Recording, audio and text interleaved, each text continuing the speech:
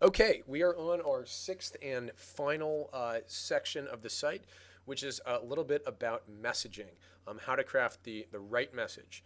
And a lot of this is going to boil down to this idea of using what users are telling you uh, by how they are arriving at your website, and using that to ultimately customize the experience for them to maximize the value and the number of conversions you get.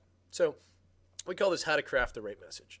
So, in a perfect world, every single user that arrives at your website is going to be given a custom tailored experience that essentially is exactly what they need. If they like your product because it's long lasting, that's what it's touting. Now, unfortunately, that doesn't, the ability to tailor a unique experience for everyone doesn't really exist. So, since we can't do that, we're going to do something that we call bucketing. So in this case, we can actually say, I can't do it on a granular level of a unique experience per user.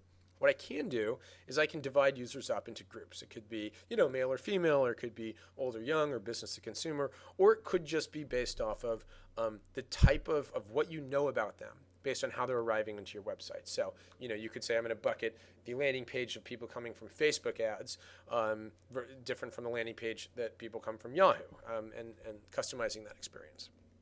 So, and sometimes it's really straightforward. If somebody searches for PPC management companies, then, we want to send them to the page on our site, to an ad that is specific to that, and to a page on our site that has that particular product. Really, what you're doing is keeping the experience consistent. So, if really what you want to think about doing is reinforcing, when we talk about, let's say, search and PPC, reinforcing the way the user searches and really spitting them back at them in the PPC text ad, in your landing page, and all the way through the process. So, a quick example of this, we worked with Rhapsody, the music service, and they consider themselves a digital music service. Well, their customers might think of them of Rhapsody in lots of different ways. They might think of them as being an MP3 download service, when in reality they aren't MP3 files, and you don't actually download them; you stream them.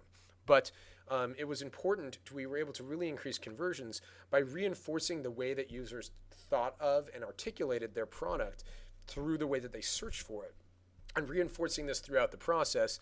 Even though, because the goal in the end is to get somebody to sign up for Rhapsody. So they really want to think about what the user's telling you and then making use of that. So example here, pretty straightforward. If you're searching for an indoor LED light, I want to give them an ad that's very specific to indoor LED lights. And I want to take them to the page on the site that it specifically is selling indoor LED lights. That's pretty straightforward. In this case, if they're telling you, I want a coupon, this is a really straightforward one, but give them a coupon. If you don't have coupons on your site, but users are searching for coupons, you might want to think about creating a coupon on the site.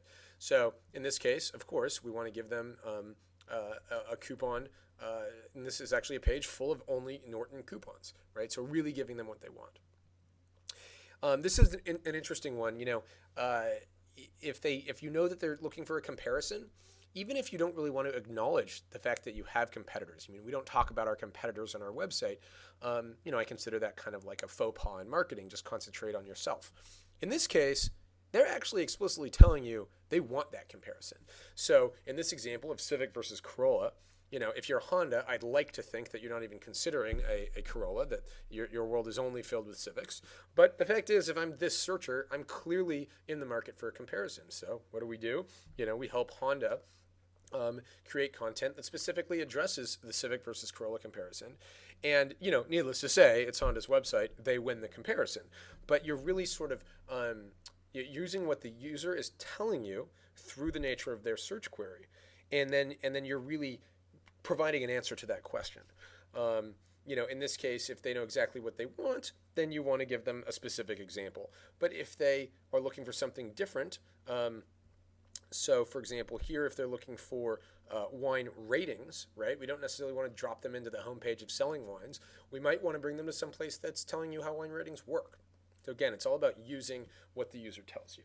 So, we're going to finish off with sort of one parting concept that has to do with messaging, which is this concept of, we call it being timely, seasonal, and hip. So, we have three examples here. The first example, we call it the obvious.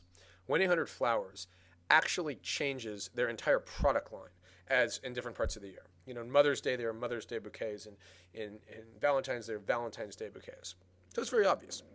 So, of course, their website changes because their products change. Most people do not have products that change throughout the year. So, second example here is the logical. Sony's VAIO computers don't change throughout the year either. But what they've done here during this, the screenshot that was taken during the holiday season, is they put a bunch of winter touches. They might have pages that have red, green, and blue for Christmas and Hanukkah. Their product isn't changing, but they're sort of implying that this is a product that really fits the season. So that's sort of the next step. Okay, well, if your product doesn't change, but you have a huge season, that doesn't apply to a lot of people either. So the third example, and this is one that I love to leave with, is we'll use Wpromote. So in this case, not only does our product not change for Christmas or the holidays or winter, but December's a really slow month. It's actually like an anti-time, right? People are not generally they're caught up in the winter holidays and not ordering search engine marketing services.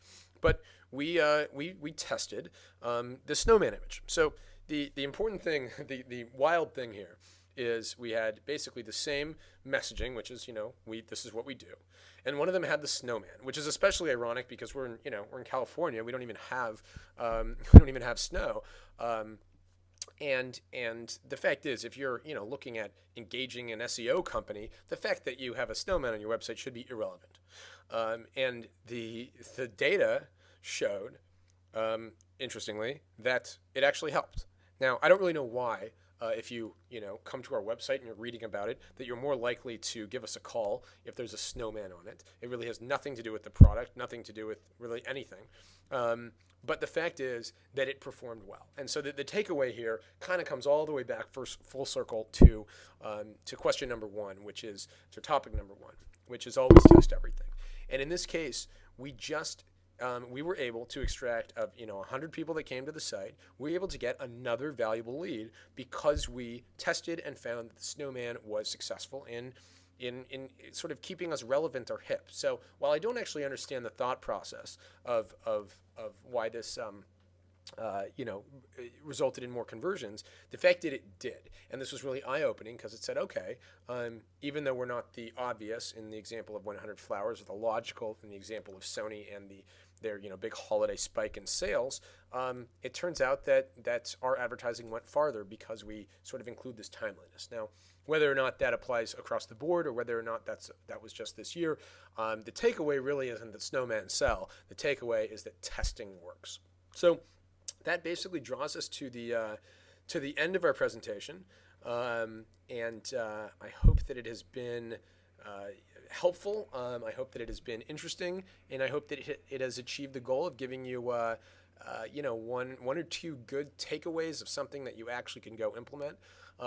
Obviously, if you are in the market for SEO, PPC, Facebook advertising, so forth, please get in touch with us. But have a wonderful day, and I hope that this was an exciting and interesting, entertaining presentation.